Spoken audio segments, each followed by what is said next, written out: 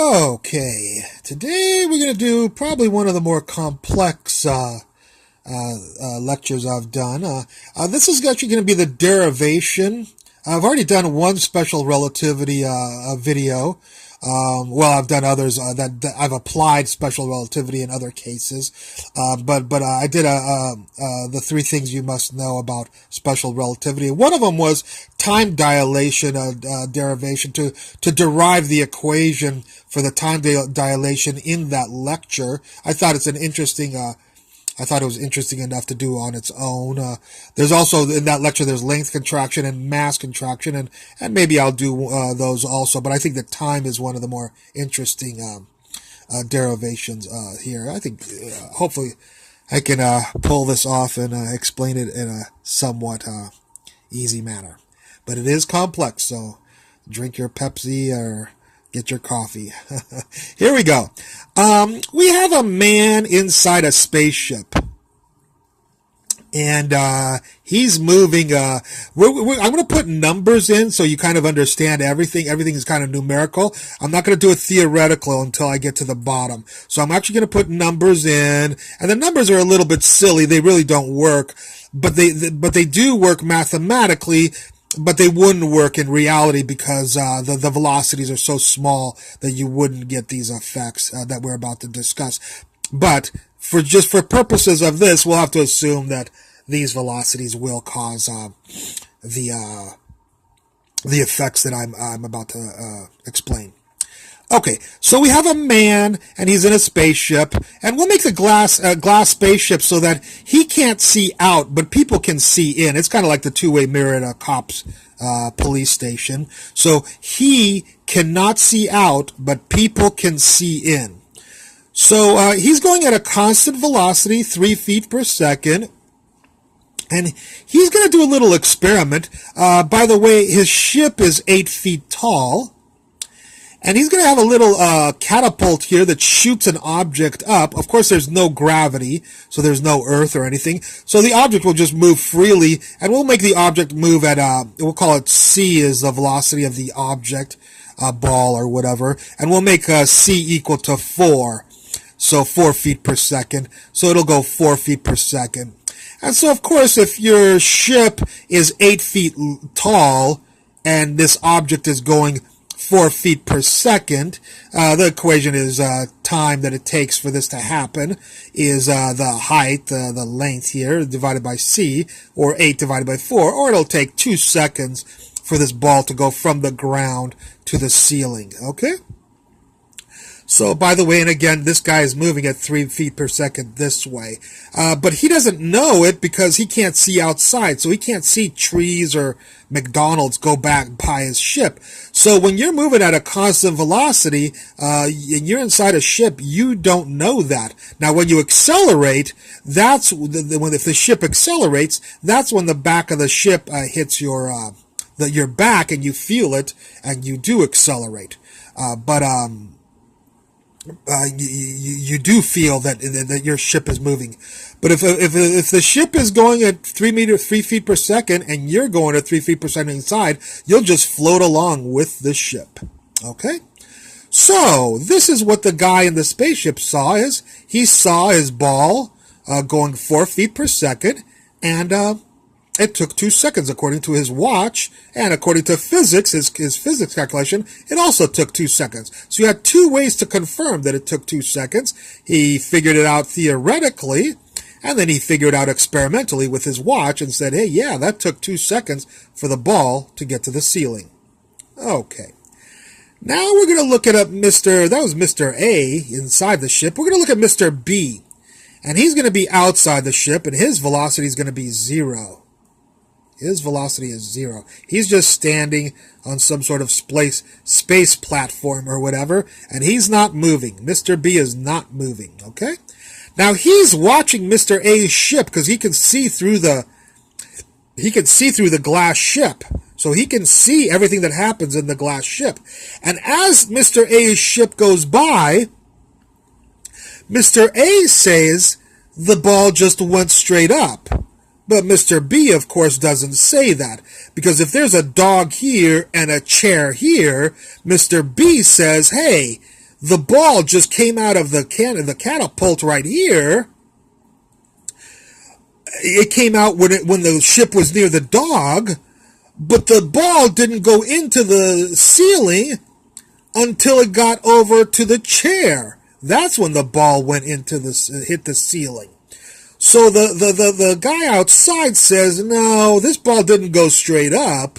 This ball went all this distance right here. Okay, he says it went like this. And if you do this experiment, you stand here, you'll see the ball go at an angle like this. You'll say, well, it'll break through the ship. Well, I didn't draw all the thousands of ships that are there, but basically the ship moves and the ball moves inside of it.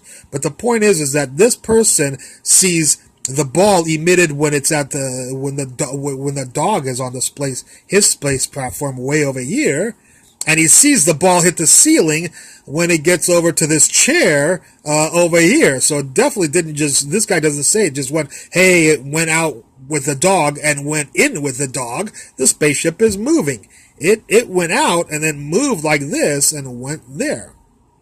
Now this is the whole point of the time dilation that's going to occur here is, I'm going to draw this triangle. This line is this line right here.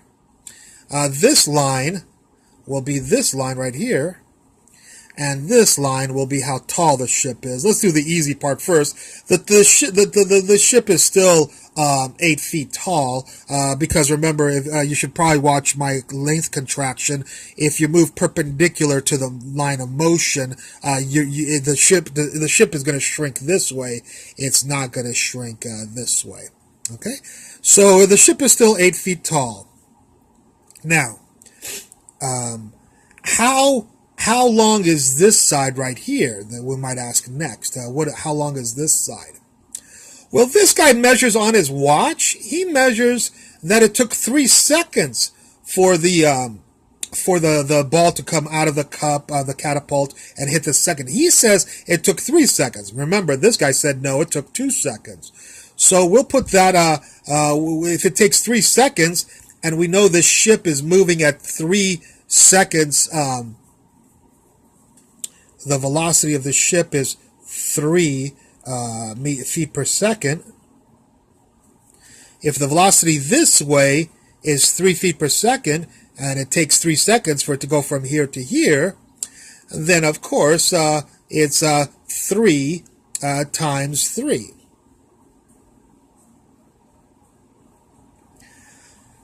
Okay, now we can also write that as 3 times the time that Mr. B says, which is 3. So how long did Mr. B say? He said it was 3.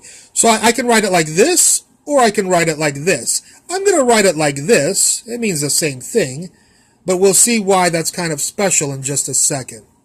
So now you have a triangle that this length is 8, and this length is 3TB. So of course Pythagoras says this length squared plus this length squared is the square root of is equal to this length. And that's what I did here. 3TB squared plus 8 squared, the square root, and that equals 9TB squared plus 64. So this equals this. By the way, I just want to show you real quickly that this triangle also is the 3 could also be written as velocity, V. So here it's written with both numbers. Here it's written with one number, where this is the velocity, this is the time, this is the velocity, this is the time, and then we could write it totally theoretically, where we have V times TB. So not only can this be written this way, but instead of 3TB, we could write VTB squared. So this person, the length of this side is equal to this, simplified it's equal to this, and theoretically it's equal to this. It's equal to all 3 of these. We'll use this in just a second. Alright, so what we're going to do is we're going to use this right here. Let's figure out what the time that Mr. B would say. He said it on his watch. Let's do it theoretically. Well, he would do the same thing this guy said. He would say, hey, my time will be the length that the ball travels, which is not 8 like last time. It's going to be this long thing, which is this, the length of b. This is the length of b right here, which is this length right here, divided by the speed of the ball. Now, it turns out that the speed of the ball, well, let's go through each of the things. Do you know the length of this distance? Yeah, it's 9tb squared plus 64. We figured out the length of this distance. It's right there. And do you know how fast the ball is going? Well, this is where things get interesting, because in this ball, I don't know if we haven't discussed yet, but it's going to later turn into light. And, or it's implied here that it is light. So the thing that Einstein said was that light always has a velocity of the same velocity, whether it's moving this way, or whether it's moving this way, or whether it's moving in a sine shape or a parabola shape, whatever shape it's moving, it's always moving at the speed of light. So if you told me the light was going at 4 feet per second here, you'd have to tell me that the light was going 4 feet per second here. That's one of this postulates of by the way, that only occurs when you have what's called inertial systems, which is the velocities are constant. There's no acceleration. Anyway, so what is the speed of the ball or light? It's 4, just like it was before. It's not the velocity of the ship. It's the velocity of the ball or the light. Okay, well, this is an algebra equation. It has one murderer in it, TB. And we can solve it, and guess what? When we do this theoretically, TB turns out to be 3 seconds. Notice that's different than the 2 seconds that this guy measured inside the ship. The guy outside the ship said it measured 3 seconds, and the guy inside the ship said it measured 2 seconds. Again, my lecture that I have, my other lecture on special relativity, the 3 things you must know, says this also, that the guy outside will see the stuff going on inside take longer than the guy inside. Okay. Well, I wanted to show you that all with numbers, although they're silly numbers, but it does work out numerically. But I also now want you to derive the actual equation. And once we have all the pieces like this, we can see that we can derive the equation not too bad. Hopefully the algebra is not too bad. So let's start out over here. Remember that over here, this equation, LA, is equal to TA times C. So this equation is that equation right there. And TB is this equation right here. So I put that equation right there. Oh, I'm sorry, I forgot to tell you, here, the ship was 8 feet tall, but that was also LA right here. So instead of putting 8 over here in the theoretical thing, I put LA, because 8 is LA. So you can write the equation this way with numbers, or you can write it this way with letters. And so, when we ask who is the length of B, the length of B is this person right here. So I'm going to take this and plug it in for this and get this. So this is this, C is C, and this is this right there. All right. So we have this equation right here for time B. And do you know who LA is? Well, yeah, I said right here, LA is TAC. So we'll take that and plug it in for this right here. There it is right there. Okay. So this becomes this. This stayed the same. That stayed the same. C stayed the same. But LA is TAC. By the way, the time A is the time that Mr. A measured, which was 2 seconds.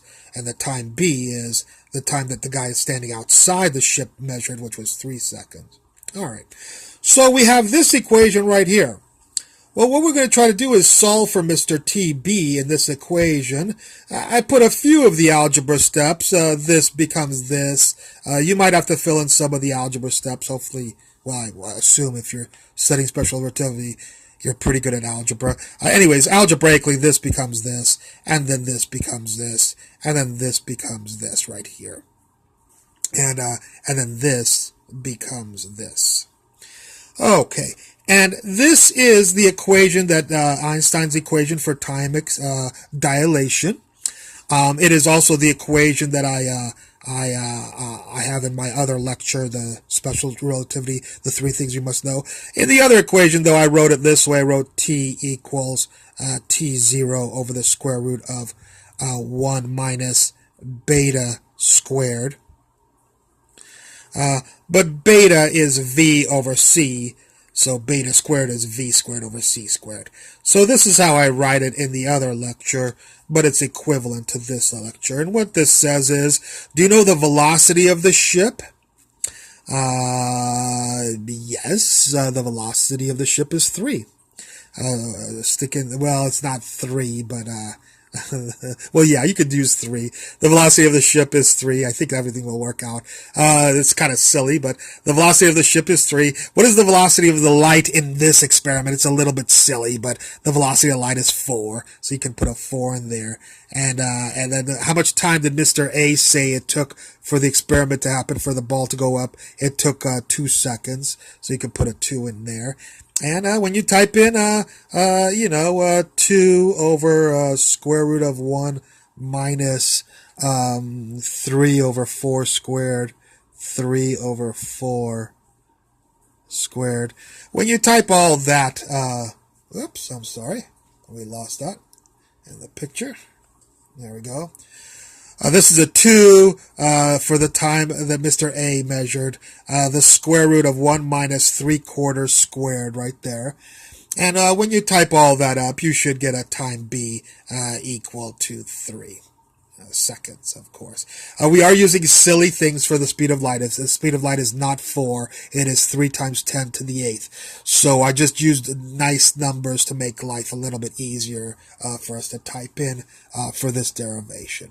Anyways, that's the time dilation derivation for the equation for time dilation.